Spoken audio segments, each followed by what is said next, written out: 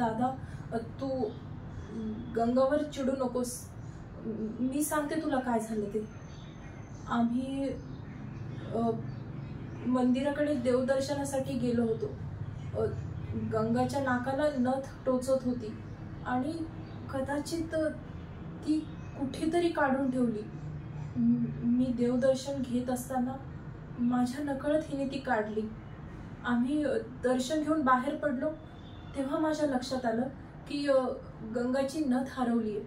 आम्ही पुन्हा ती मंदिराकडे शोधायला निघालो, पण नथ काही सापडलीच नाही.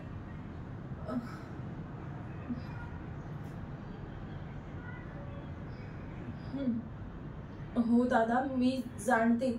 नथ म्हणजे सवाष्णीचा संस्कार, नथ म्हणजे इफरत, नथ म्हणजे मान सन्मान. हे मी जाणते दादा. तू काळजी करू नकोस. आम्ही ती नथ शोधून आणतो. तू प्लीज चिडू नकोस.